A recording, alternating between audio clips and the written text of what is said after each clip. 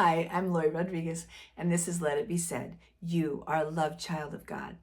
Nobody can love you greater or more than Father God. When you really understand this, you will begin to live differently. We're in Psalm 62. David is still running or away from his kingdom. His son has taken over, Absalom has taken over, and he said, the last Psalm 61, David's like at the end of his rope. He can't handle it anymore. He's come to God and said, like, I'm going to trust you to protect me. I'm going to trust you to your unfailing love and your faithfulness to watch over me. And now he says, I will wait quietly before God, for my victory comes from him. David is, his emotions are big and they're up and they're down. But here he's learning, he's growing, and he's saying, like, I'm going to quietly wait before you. Like, I've said all kinds of things. I've been so frustrated. I've made bad decisions, but now I'm going to wait, for the victory comes from you. He alone, God, is my rock and my salvation, my fortress, where I will never be shaken. Waiting for God. With God, we need prayer and patience. And in Hebrews 6:15, it says that Abraham greatly, Abraham waited patiently for his answer. Patiently, yeah, 25 years before the promised son came to him. That was a lot of patience. And that's what we need to be patient with God too, because God knows what's coming around the corner where we don't. So many enemies against one man, all of them trying to kill me. So all of Absalom's men, now they've gone out, they're looking for him. So they're looking to kill David. This is one of his great friends is after him, and then Absalom is after him. To them, I'm just a broken down wall or trottling fence. So David was like this great warrior. And now as he's gotten older, he's saying, this is how they look on me now. I'm not that warrior anymore. I'm broken down. They plan to topple me from my high position as king. They delight in telling lies about me. They praise me to my face, but curse me in their hearts. This is how David felt. This is what was truly going on. Have you ever felt that way? And let's see what David did when this happened. Let all that I am wait quietly before God, for my hope is in him. He alone is my rock and my salvation, my fortress where I will not be shaken. Now let's go back up to the very first verse. It says, or the second verse, it says, my fortress where I will not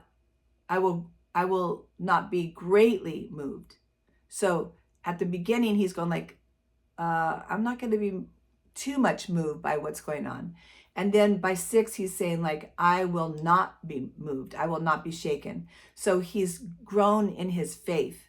My victory and honor come from God alone. He is my refuge, my rock where no enemy can reach me. Oh, people, trust in him at all times. Pour out your heart to him, for God is our refuge. Faith is living without, can't read my word, hang on.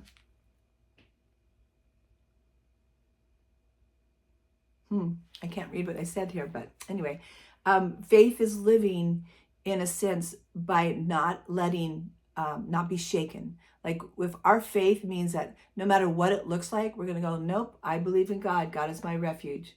Common people are as worthless as a puff of wind, and the powerful are not what they appear to be. If you weigh them on the scales, together they are lighter than the breath of air. So the common people, here he's talking about the mob that's coming after him. The rich people, they can't help right now. They can't help him. All help seems like nothing. Don't make your living by extortion or put your hope in stealing. And if your wealth increases, don't make it the center of your life. Don't let money be your king. God has spoken plainly, and I have heard it many times. Power, O God, belongs to you. Unfailing love, O God, is yours. Surely you repay all people according to what they have done. Now, that can be a scary sentence or that can be a beautiful sentence, because it says, surely you will repay all people according to what you have done. If you are following after God, God will repay you in such a beautiful way here on earth, but also in heaven. But if we're not following God, there will be a punishment that we do not even want to think about.